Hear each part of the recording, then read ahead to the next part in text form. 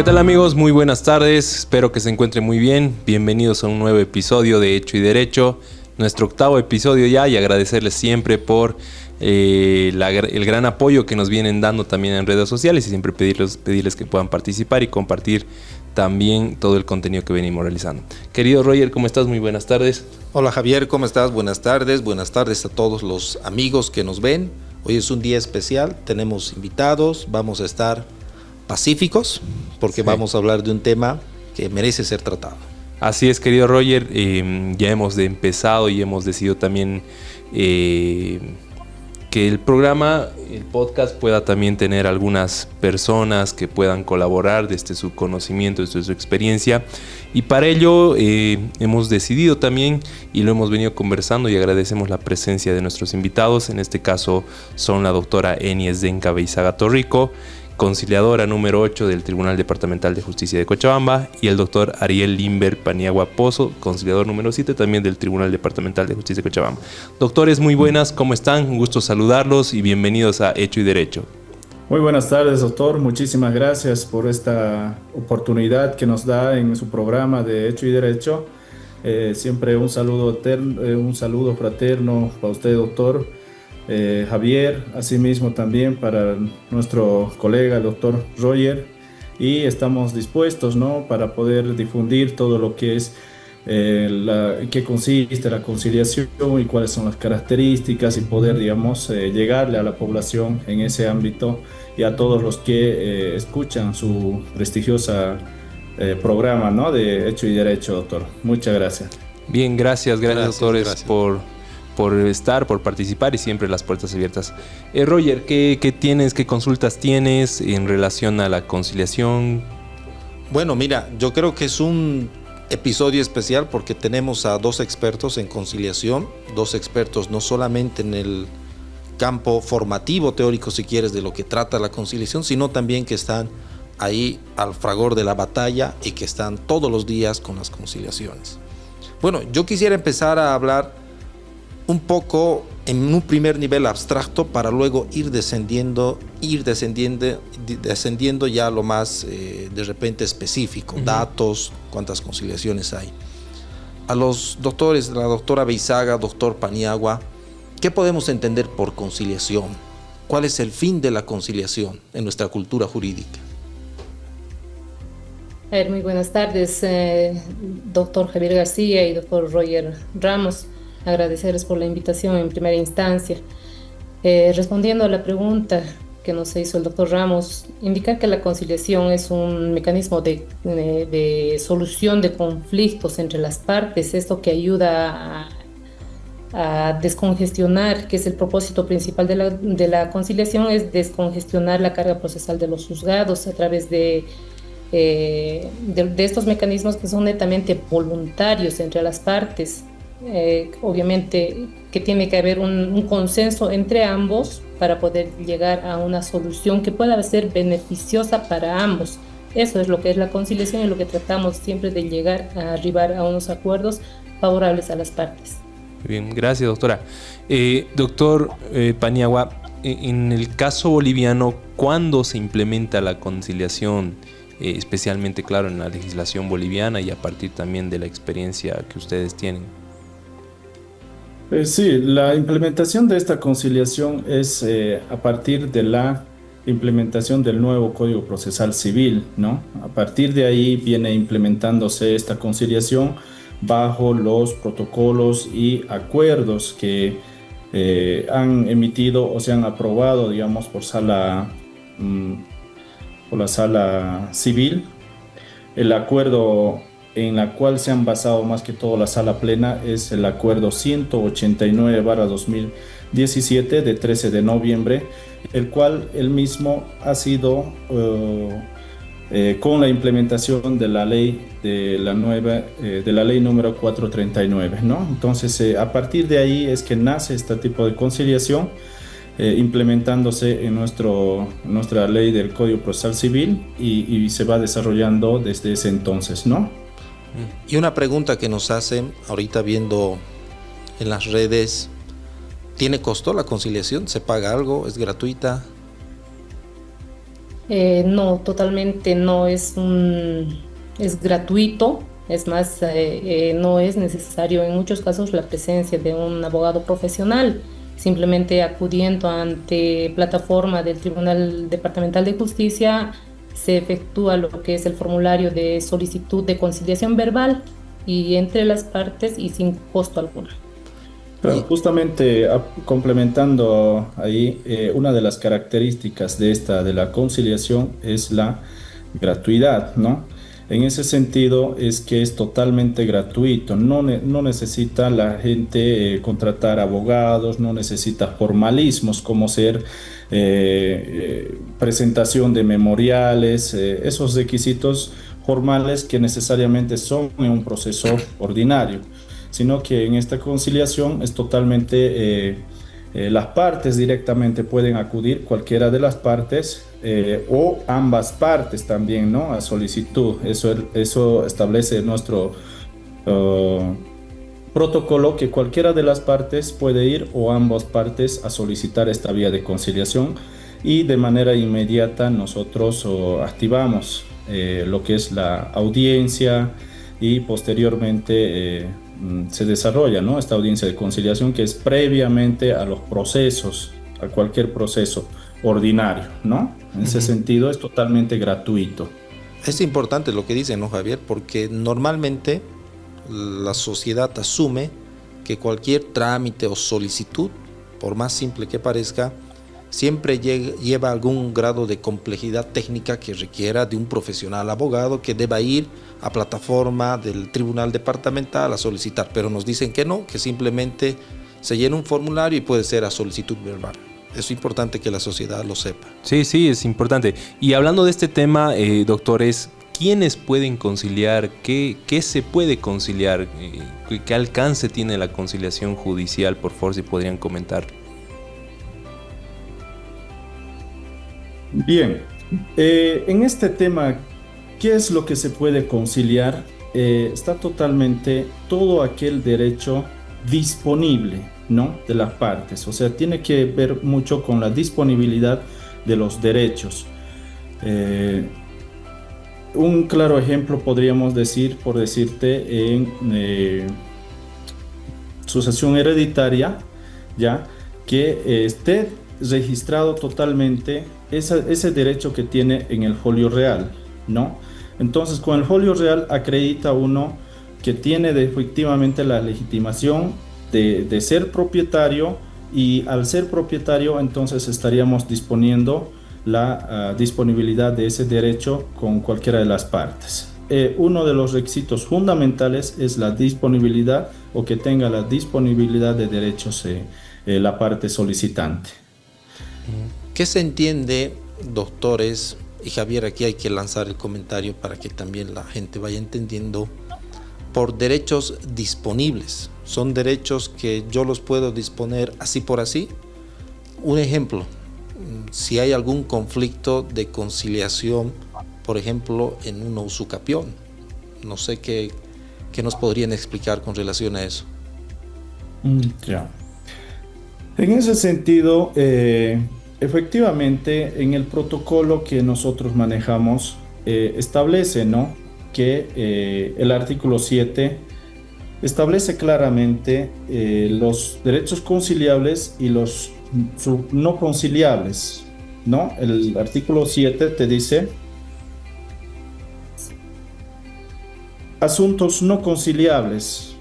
En ese sentido, el parágrafo 2 tiene una doble interpretación respecto a lo que es la usucapión y las nulidades.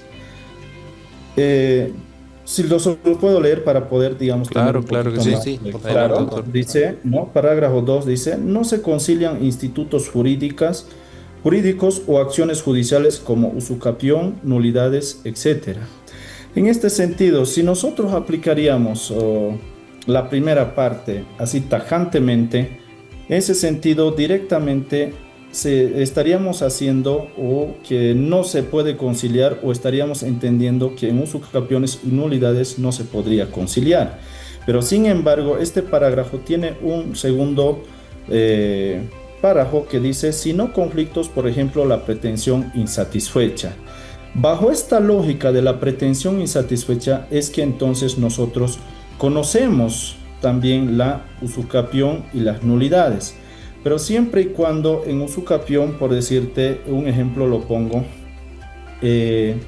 si una de las partes está demandando una usucapión y la parte convocada comparece a la audiencia y deciden suscribir o deciden venderlo ya en la audiencia de conciliación, entonces ya no habría un proceso de usucapión, sino que directamente se estaría resolviendo esto por una pretensión insatisfecha, ¿no? Lo propio en nulidades. Nulidad, por ejemplo, si ambas partes acceden a la audiencia y quieren resolver esta pretensión insatisfecha, entonces podrían tal vez modificar o algunas cláusulas que ellos que querían, digamos, que sea nulo. Entonces, sin embargo, en la audiencia de conciliación, ambas partes pueden decir que una cláusula sí están de acuerdo, pero con la otra no. Entonces, ahí se puede todavía incluso complementar esa cláusula y ya no se puede ir a una nulidad, ¿no? Entonces, bajo esas lógicas son los que se conoce la usucapión y las nulidades. No así tajantemente que se puede hacer, digamos, que podemos excluirlo directamente una usucapión o una nulidad, ¿no? Sí. Entonces sí conocemos esa situación de bajo esa pretensión insatisfecha, las nulidades y las usucapiones. Es interesante lo que dicen, porque entiendo que ahí está establecida la regla, pero también está la excepción y que conocen en esos casos, ¿no? Pero acá les pregunto, doctores, eso tal vez en su experiencia han podido ver, ¿no puede significar quizá que se esté gestando algún fraude procesal con relación a un tercero? ¿O si han visto alguna vez?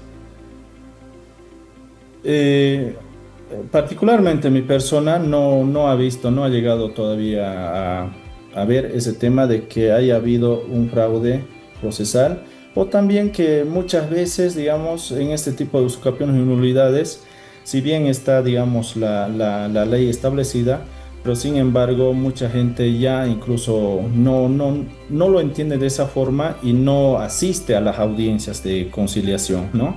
Directamente, tal vez puede ser que los abogados también les digan no existe en esta vía en este tipo de procesos de conciliación, por tanto no se presente, o sea, ya vienen desde esa idea, ¿no? Entonces tal vez coartamos ese derecho a la población para que pueda, digamos, ellos tal vez podrían resolver por esa pretensión insatisfecha y no llegar a un proceso, ¿no? Pero no he visto particularmente que haya sido, digamos, sujeto de un fraude procesal todavía, ¿no? A mí me parece importante porque, bueno, conforme nos van refiriendo, realmente se le da bastante autonomía a la persona en conflicto para ver la forma en la que esta va a resolver ese conflicto, ¿no? Y en algún momento yo veía algunas legislaciones en las que no existe esta cláusula de excepción en la normativa. Es decir, solo el Estado determinaba y legislaba los aspectos que consideraban propios o válidos para la conciliación, pero no te permitía gestionar ante la voluntad de las partes en conflictos y aperturar eventualmente una competencia de solución amistosa y amigable del conflicto. Me parece importante y que realmente esto permite establecer un valor, un principio de nuestro Estado plurinacional de Bolivia, como es el hecho de realmente vivir en una cultura de paz. Doctora Beizaga, yo le pregunto, ¿cuáles son las ventajas de la conciliación? ¿Qué ofrece la conciliación a la ciudadanía? Bueno, doctor, la conciliación siempre va a ser algo favorable para todos. En una primera instancia, considero que debemos aplicar esta salida. ¿Por qué? Porque evita la mora procesal, evita la duración de un proceso largo, evita el gasto para el Estado, además de que las personas tienen la posibilidad de decidir ellos cómo pueden resolver su proceso, su demanda, su conflicto, y no permitir que un tercero vaya a resolver de acuerdo a las normas que éste considere, hablando de la autoridad judicial. Sin embargo, es en esta etapa donde las partes pueden tranquilamente, en un conversatorio, que es así las audiencias de conciliación, una conversación entre las partes, a través de un mediador, que seríamos los conciliadores, lograr arribar a una salida conciliatoria donde realmente estén de acuerdo las partes y consideren que son sus derechos los que se han respetado y han sido respetados por ellos mismos, sin esperar la resolución de un tercero. Doctora, en su experiencia, ya entrando un poco al tema de la efectividad de la conciliación, del 100% de los casos que le ingresan a su despacho, ¿qué porcentaje ustedes logran conciliar? A ver, específicamente, doctor Ramos, mi persona está atendiendo o colabora, apoya a dos juzgados, al juzgado número 8, civil y comercial número 8 y 9. Y existe también una diferencia entre los sorteos que nos realizan en ambos juzgados, el por qué desconozco. Sin embargo, en esta gestión, hasta el momento, en el juzgado número 8, tengo un ingreso total de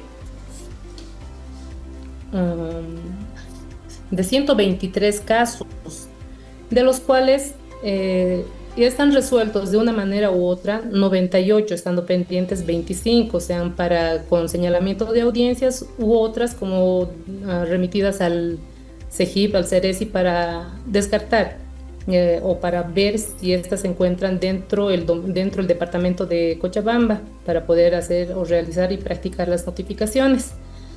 Tengo, como le dije, concluido un 22% de esto hasta la fecha. Sin embargo, también estamos tropezando con otro porcentaje alto, que son las incomparecencias de las partes a las audiencias. Y realmente considero que es por la poca información que tienen respecto a lo que es una conciliación, y que esta misma podría poner un punto final lo más antes posible al conflicto que les lleva a un proceso de muchos años, como sabemos cómo es la carga procesal en el juzgado, en el tribunal. Eso quiere decir, perdón, Javier, doctora, que el porcentaje de conciliados es de aproximadamente 22%. Sí, en este juzgado por lo menos sí. ¿Y cuál es la percepción que tiene usted, doctora, con relación a ese porcentaje?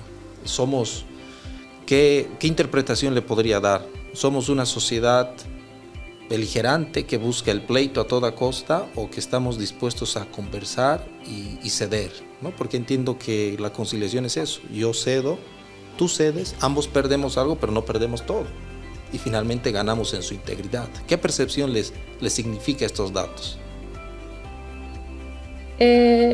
Lamentablemente es un poco bajo. ¿Por qué? Porque las personas no confían en lo que es la justicia. Sin embargo, más bien es convocarles a que puedan darse la oportunidad de creer en una etapa de conciliación que realmente es favorable a las partes. El porcentaje de la incomparecencia, como le dije, es elevada, es demasiado. Tal vez porque han sido asesorados con anticipación, tal vez porque no conocen lo que es la conciliación, no se dan la oportunidad de asistir. Y como le dije, puede ser, y es muy probable que sea por el asesoramiento de los abogados, de los colegas abogados, que evidentemente vemos que sí, y por la experiencia que he tenido en las audiencias cuando se han presentado las partes con los abogados, son ellos los que en su mayoría ponen trabas a una conciliación. Sí, yo pienso que es también, mucho el tema de la cultura de paz, ¿no? Realmente somos una sociedad altamente conflictiva, y sumado a que muchos de los colegas abogados a veces preferimos realmente el conflicto, y es que también es una situación muy compleja en nosotros, ¿no? Porque creemos que conciliar es perder a la ¿cómo le llaman? A la gallina de los huevos de oro. ¿Verdad? ¿No? Y eso también es algo que debe partir de nosotros como profesionales abogados, de empezar a tener una cultura también vinculada al cobro de nuestros honorarios, que si se puede conciliar y asesorando de manera adecuada, le ahorras tiempo y le ahorras dinero al cliente, y no deberías por qué inclusive ni cobrar menos, sino que saber cómo conciliar, que es un aspecto muy importante y que también requiere una especialidad. Mira, yo puedo aceptar en parte lo que dices, Javier, pero también puedo diferir en algo, porque, y esta pregunta también va para los doctores que son en realidad los expertos en el tema. He escuchado algunas propuestas de juristas muy reconocidos en este problema de la crisis de la justicia que estamos viviendo, de fortalecer los sistemas de resolución de conflictos, ¿no? Queremos que haya más conciliación, más cultura de paz, etc. Pero la pregunta va acá. Doctores, ¿ustedes creen que fortaleciendo este sistema se vaya a inducir a la sociedad a pretender conciliar más, por así decirlo? Porque los datos que nos arrojan de la incomparecencia son altos, ¿no? La incomparecencia básicamente es: no voy porque no quiero conciliar.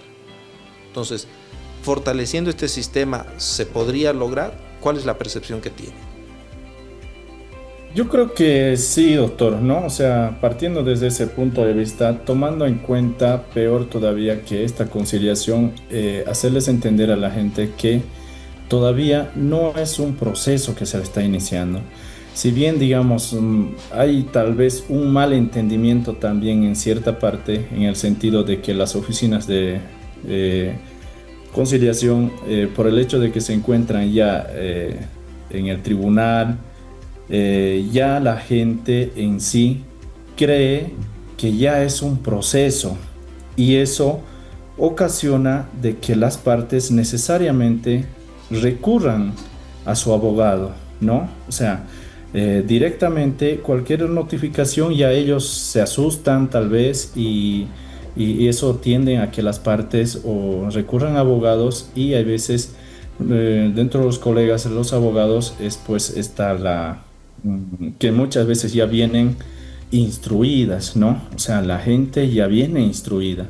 O sea, ya no, digamos, como perdemos tal vez ese control de la conciliación, por mucho que usted quiera hacerle entender que la conciliación es ceder, como usted lo ha manifestado, doctor, pero ya viene, como ya la parte viene instruida, entonces esto tal vez se resume una parte en una acta o en un acta fallida. Uno de los factores que podría ser esa situación. Otro de los factores que simplemente le dicen: no, la conciliación es voluntaria, si usted gusta va, y si no, no va. A raíz de eso es tal vez nosotros estamos convocando 1, 2, hasta 3 veces. Existe la convocatoria, pero no se apersona a la gente, ¿no? O sea, entonces esos factores, es por eso que tal vez tenemos incomparecencias, casi mayoría de los procesos o de las conciliaciones que nos ingresan, son factores que tal vez nosotros como sociedad, como lo dijo el doctor Javier, vivimos en una sociedad que todavía no estamos adecuando a la perfección lo que es la cultura de paz, ¿no? Si bien la Constitución política del Estado reconoce esos aspectos, pero siempre tendemos a tener o queremos siempre tener más problemas, ¿no?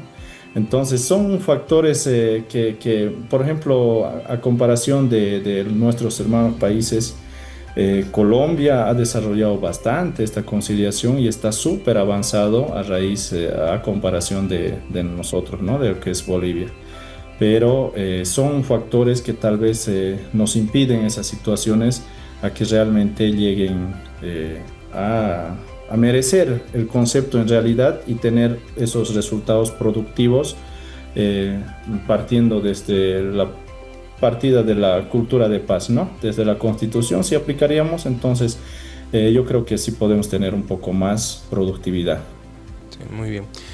Doctora Abeizaga, ¿qué tipo de actas se van labrando en las audiencias que se realizan de conciliación? Bueno, de acuerdo a la conclusión de las audiencias, doctor, existe, según el protocolo, 4 tipos de audiencias o de actas, que son el acta con acuerdo total, el acta parcial, el acta con fallida y el acta de no comparecencia. Estas son las 4 actas que sí tenemos que remitir ante la autoridad judicial a fin de que él determine lo que corresponda, una vez concluida todos los esfuerzos que se haya podido realizar para lograr alguna conciliación, pero sin embargo, si es que no se puede, se emite el informe y se remite ante la autoridad. Muy bien. Yo quiero hacer una pregunta. Y una pregunta un poco picante para nuestros expertos que están acá. ¿Vale la pena la conciliación? ¿Por qué les pregunto esto? Porque si se llega a un acuerdo y en caso de incumplimiento de alguna de las partes, se entiende que se debe acudir a un proceso de ejecución de sentencia, ¿no? Que en realidad sería la ejecución del acta de conciliación. Y eso significa acudir ¿a dónde? Al juzgado, a los juzgados ordinarios. Claro, en una vía más resumida, ¿no? Pero finalmente implica salir de ese ámbito de informalidad de la conciliación para volver a entrar al ámbito de la informalidad. Por eso les pregunto, ¿vale la pena? Sí, en realidad nosotros como conciliadores tenemos que cerciorarnos de que las actas totales que vamos a suscribir tengan que tener ese carácter de que sean ejecutables, ¿no? O sea, tenemos que cerciorarnos, por decirte, un préstamo de dinero, se tiene que demostrar, digamos, cómo la garantía, los plazos, o sea, tiene que haber, digamos, el acta que se va a redactar en el acuerdo total tiene que estar bien ejecutable, ¿no? Desde ese sentido, entonces sí vale la pena por el tema de que si llegamos a suscribir el acuerdo total y se remite al juzgado y una vez aprobado por la juez, entonces adquiere la calidad de cosa juzgada. Entonces estaríamos desde ese punto de vista partiendo, inclusive ya así valdría la pena porque estamos obviando todo un procedimiento que en un proceso ordinario igual mismo va a llegar a una sentencia. En una audiencia de conciliación, en una o dos, de igual forma van a llegar a un acuerdo que va a tener el mismo carácter de una sentencia y aprobado por el juez va a adquirir la calidad de cosa juzgada. Lo que sí hay que tener en cuenta en este caso es que nosotros los conciliadores tenemos que cerciorarnos, tenemos que garantizar de que esas actas que vamos a suscribir sean realmente ejecutables, ¿no? Una vez ante el incumplimiento de cualquiera de las partes, que la parte acuda ante el juez y directamente para poder, digamos, ejecutar esa acta, ¿no? Desde ese punto de vista, entonces yo creo que sí vale la pena el redactar, digamos, o estos acuerdos conciliatorios. Bien, gracias, doctores. Bien, como saben, el tiempo es corto. Les doy, por favor, unos segunditos para que puedan despedirse, invitar a las personas, a la población, para que puedan acceder a este servicio del Tribunal Departamental de Justicia. Por favor, doctores. Bien, muchas gracias, doctor. Nuevamente agradecerles infinitamente por la oportunidad que nos han dado de estar en este programa tan prestigioso, al lado de excelentes profesionales. Asimismo, exhortar a la población a tener en cuenta que la conciliación es un método de conflictos para resolver conflictos de inmediatos, donde no les va a costar a ellos dinero, no les va a costar tiempo y van a reducir un montón todas las preocupaciones que ellos tienen. Den una oportunidad a lo que es la conciliación, asistan, hablen entre ustedes, resuelvan sus problemas entre ustedes sin esperar la intervención de las leyes. Esto no quiere decir que nos alejemos de lo que son la legalidad, ¿no es cierto? Pero como se ve que esto es una informalidad, es un conversatorio. Podemos resolverlo hablando entre las partes. Gracias, doctores. Gracias, muchas gracias. Agradecidos con ustedes y pues hasta otra oportunidad a la doctora Eniesden Cabeizaga y al doctor Ariel Limber Paniagua, conciliadores del Tribunal Departamental de Justicia, y hasta otra oportunidad. Muchas gracias, doctores. Un gran saludo. Hasta otra oportunidad, doctores. Muchas gracias. Gracias. Gracias. Bien, querido Roger, nos hemos culturizado un poco respecto de esto de la conciliación. Creo que es un mecanismo importante. Seguramente hay cosas por ajustar, por arreglar, por perfeccionar.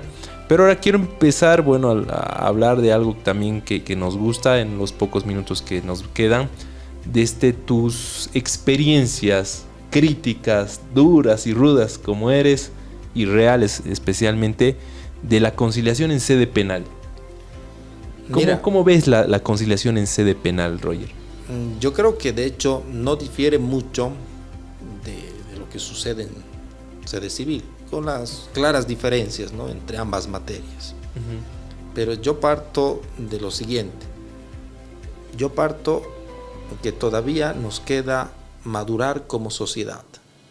No entendemos, y puedo yo incorporarme perfectamente, si quieres yo me pongo de ejemplo, no entiendo, no logro captar quizá todavía la filosofía que subyace dentro de esa cultura de paz, que uno pierde un poco, pero para ganar mucho más. Y te hago una pregunta picante, Javier. ¿A cuántos clientes no has asesorado en el sentido de que no vayan a conciliar? Francamente, voy a hacer un número tal vez en el que me esté equivocando, pero es una percepción. De 10 clientes te puedo decir que probablemente unos 3. 3. Es un número alto. Bueno, le creemos a Javier. Es un número alto. Pero es un número alto. Y yo creo que ese número se repite. Yo también te digo lo mismo. Muchas veces he dicho, no vayamos a conciliar, porque las condiciones que nos están ofreciendo para conciliar no son las mejores. Entonces, yo creo que parte de la sociedad en su conjunto, pero específicamente del profesional abogado, ¿no? Ahora, habría que evaluar, evidentemente las partes tienen los incentivos naturales de acabar el proceso, y tú hace un momento señalabas y decías honorarios. Yo sé que puede sonar un poco feo para la sociedad en general, para la sociedad que no está inmersa en las leyes, pero ¿se podría generar incentivos para los profesionales abogados para que vayan también con esa idea de conciliar? Porque lo que los doctores nos han dicho es cierto. Muchas veces el obstáculo no son ni siquiera las partes, son los abogados. Somos nosotros, bueno. Sí, cierto. Somos nosotros. Es una realidad, Roger, ¿no? Y bueno, y ese tema creo que debería ser considerado como tal en el momento en el que se establece en la regulación de honorarios, no solamente por el acuerdo de partes existente, sino especialmente de bueno, ya no tenemos un ente matriz válido, que un colegiado, ¿no?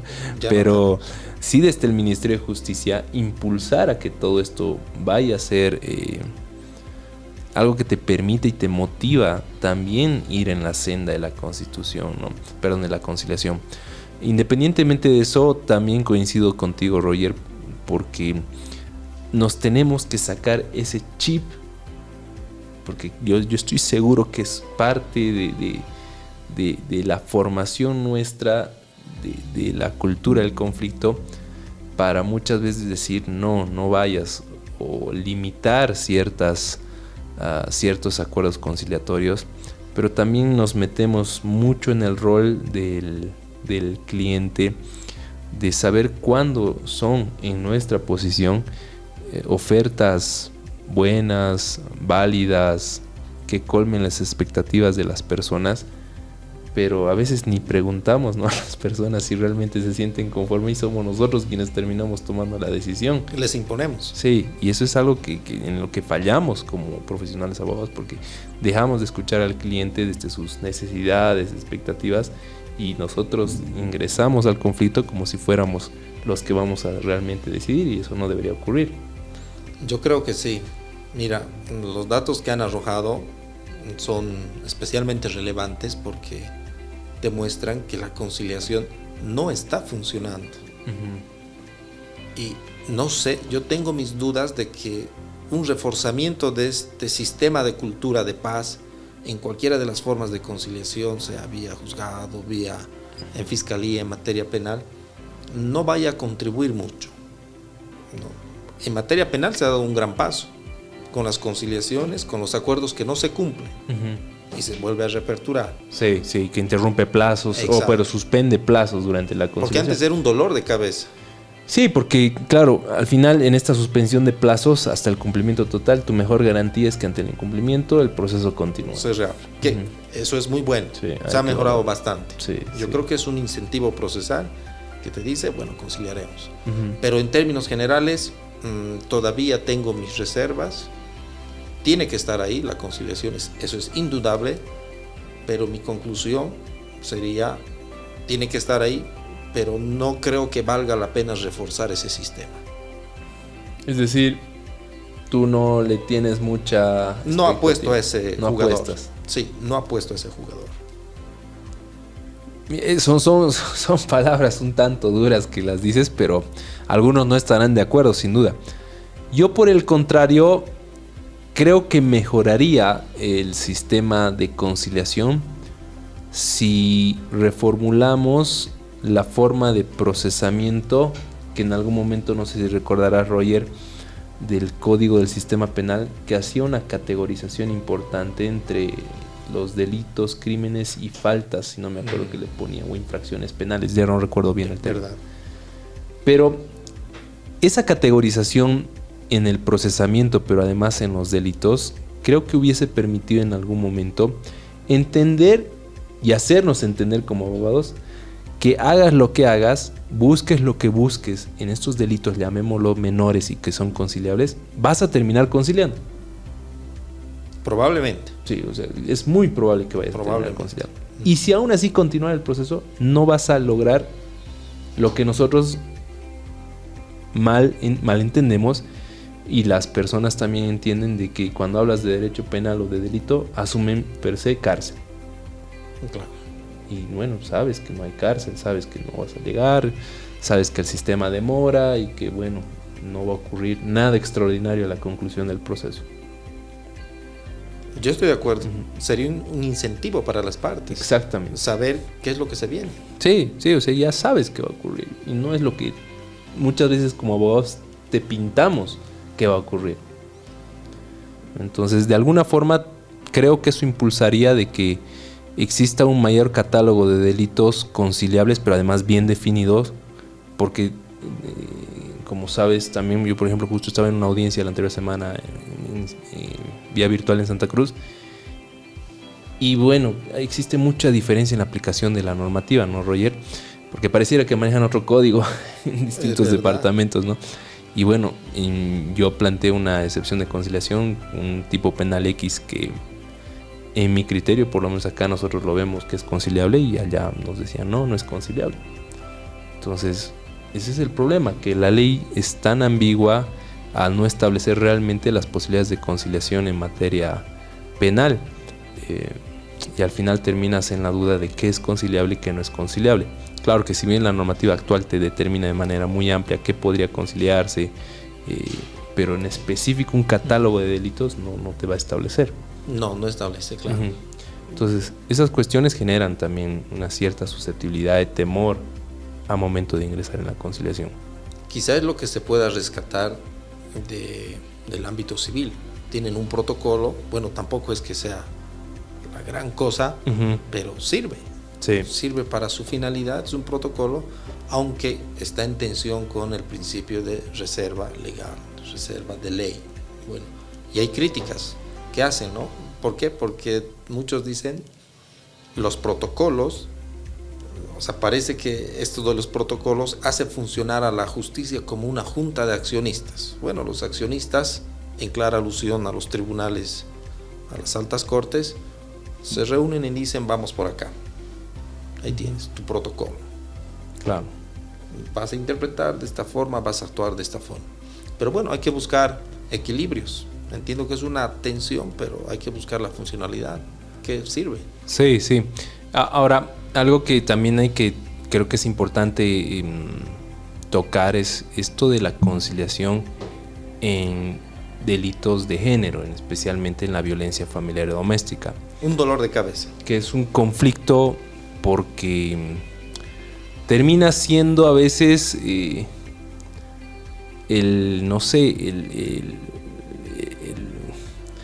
peón que va a terminar salvando al rey o a la reina, pero que al final de cuentas creo que no resuelve nada. O sea, te extingue el proceso, pero deja nuevamente un conflicto de manera incierta, sin ser resuelta. Al Estado creo que no le interesa tampoco resolver estos problemas que han conllevado al inicio de procesos penales. Pero además ahora, no sé si has podido ver, Roger, la jurisprudencia estableció algunas formalidades sobre la conciliación en delitos de género, especialmente en el delito de violencia familiar doméstica, donde debe de verificarse esencialmente la manifestación pura, voluntaria, libre de cualquier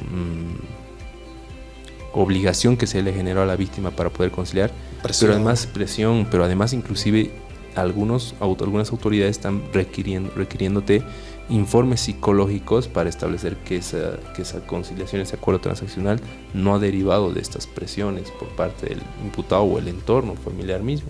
Y te aumento una más.